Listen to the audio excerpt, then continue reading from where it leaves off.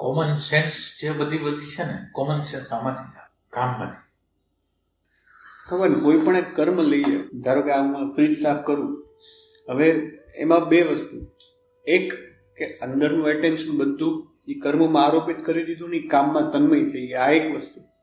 અને બીજું જે જાગૃત અવસ્થા દિવસ દરમિયાન જાગૃતિ રાખવાનો પ્રયત્ન કરવાનો છે કે ભાઈ તમે સપોઝ વિચાર આવ્યો તો અંદર ડબલ એરો એટેન્શનની જે તમે વાત કરો, તો ભગવાન જ્યારે આ કર્મ હોય તો કર્મની અંદરની તન્મયતા એ એક વસ્તુ. ના, તો એ સમયે તન્મય નહીં. તન્મયમાં એક પહેલી વસ્તુ છે કે તમે કામ કરો ને એટલે સામે એક ટાઈમ રાખવાનો. બરાબર.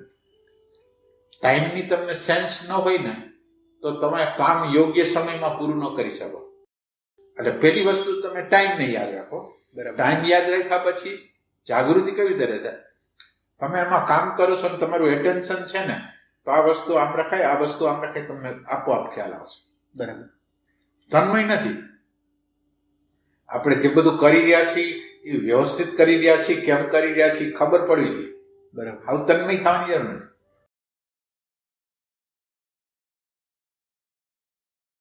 સમયનો સમય છે ને, એને અત્યારે હું તમને જે બતાવું છું એ સમય તમારે ધ્યાન રાખવાનો કે કેટલા સમયમાં મારે કામ કરવાનું છે, એને અનુરૂપ પેલા કરવાનું. આ તમે આ વ્યવહારમાં પેલા એક્સપર્ટ થઈ જાવ.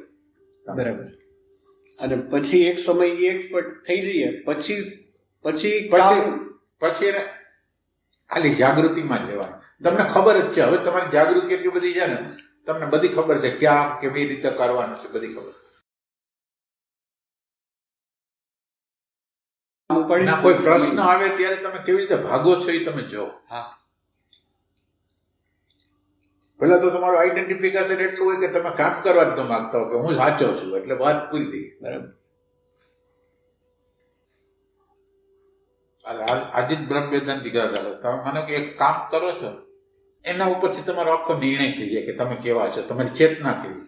કારણ કે શું કામ એને તમે કર્મ કરો છો એની હારે કેટલી વસ્તુ જો, તમારા બોડી, તમારી કર્મેન્દ્રિય, તમારું મન, તમારી બુદ્ધિ, એ બધી વસ્તુનું સંમિશ્રણ પછી તમે આ કર્મ કરો છો.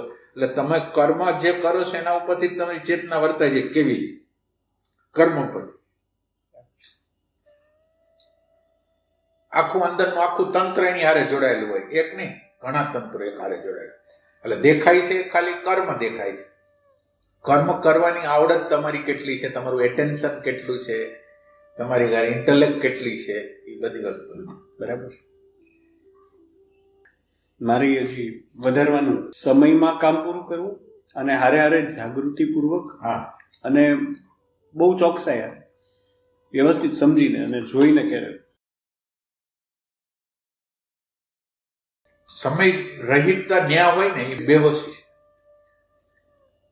ફિક્સ કરું છું અડધી કલાકમાં કામ કરવાનું છે કે પોણી કલાકમાં કામ કરવાનું.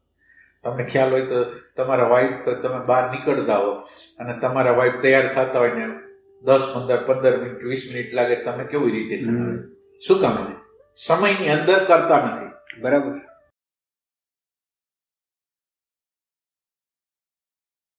પછી આપણો જે સ્કેલ હોય ને, માનો કે મારી સ્પીડ, તમારી સ્પીડ, તમારાથી ઓછી સ્પીડ વાળા, આપણી જે સ્પીડ હોય ને એ સ્પીડ પ્રમાણે એના આગળ અપેક્ષા રાખી, એ બરાબર. એટલે દાખલા તરીકે હું ફાસ્ટ કામ કરું છું, તમે મારી અપેક્ષા એ બહુ સ્લો કરો છો, બરાબર, તો મારી ઇરિટેશન ના હોય.